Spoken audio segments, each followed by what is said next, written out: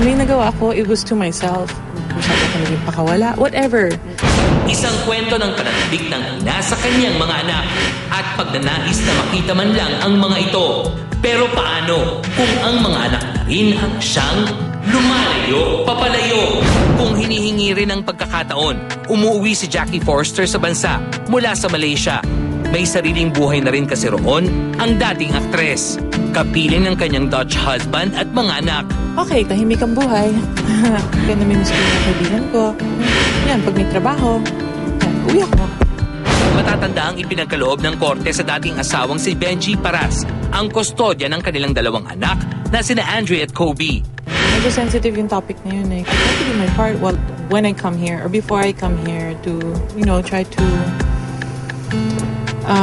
make a way, to see them. I'm a mom and I miss my kids. Sometimes I say things on there, para if ever makarating sa mga anak ko, alam nila that I miss them and I look for them. Sinubukan ba ni Jackie na kausapin si Benji?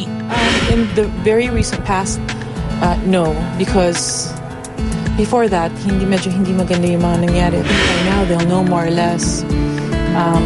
They should start knowing more about life and marunong na sila mag-interpret ng tama at mali. And I think they'll just start realizing things. Kasi ang nangyari, pag pinipilit ko sarili ko, napapasama ako lalo. Ang hangad ko lang naman makita yung mga bata makasama ever since. Pero hindi nangyayari. Tapos parang lumalabas pa sa press. Iniwanan ko sila, ayoko silang makasama, ganyan. It's not true. Samantala, nakaabot sa kaalaman ni Benji ang mga ipinopost ni Jackie sa Instagram. Bagamat hindi tinukoy ni Jackie ang taong umano'y ng impluensya sa kanyang mga anak, paniwala ng marami si Like Senyon na asawa ni Benji. No, magaling yung buhay ko dati. Hindi naman paninira yun. Okay? Kung may sabihin yung mga tao ng kahit anong masama, okay lang. Diba? Yung iba naman doon, totoo. Inamin ko naman, yun yata yung masama sa sitwasyon ko eh. Kasi kahit anong pa yung ginawa ko dati, wala akong ginawa sa ibang tao. Okay? Wala, especially to my kids. Kung may nagawa ako, it was to myself. Napahiya ko sarili ko, masyado ako naging pakawala, whatever. Inaamin ko naman eh. And ang mahalaga doon is nagbagong buhay ako. Even if I'm a better person now, I'm still human and it will hurt and I will react. Because it's not like me to just sit down. Nag-react din si Jackie sa kanyang Instagram nitong Miyerkules, makaraang malathala sa isang website dated April 28, 2013, ang pagsunod ng panganay na si Andre. Sa yapak ng ama nito, nakabilang din sa koponang Maroons ng UP. Inalmahan ng dating Regal Baby ang nakasulat doon. Nakapwa tapos sa nasabing pamantasan ang mga magulang ng 17 anyos na binatilyo.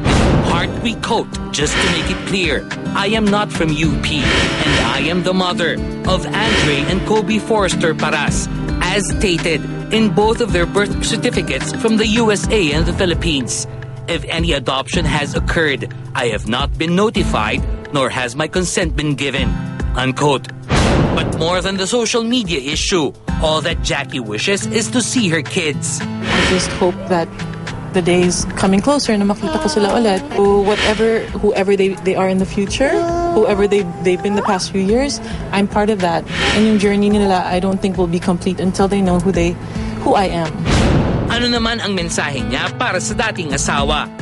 Maging okay na sila sa sitwasyon and you can encourage the kids naman to communicate with him because at the end of the day, he's the parent. And the way he raises them, it's gonna dictate yung outcome because he can still, diba, 50% of the decision would still rely on him as the parent. Walang takot sasabihin ng start-off. Apparently, Benji still stands his ground in allowing his kids to bond with their mother. Ang problema, ayon kay Benji, it's the kids who refuse. Ano man ang kanilang dahilan, the kids' decision must be respected and their right upheld. Pasasaan ba't maghihilom din ang mga sugat ng nakaraan? And it is a matter of time.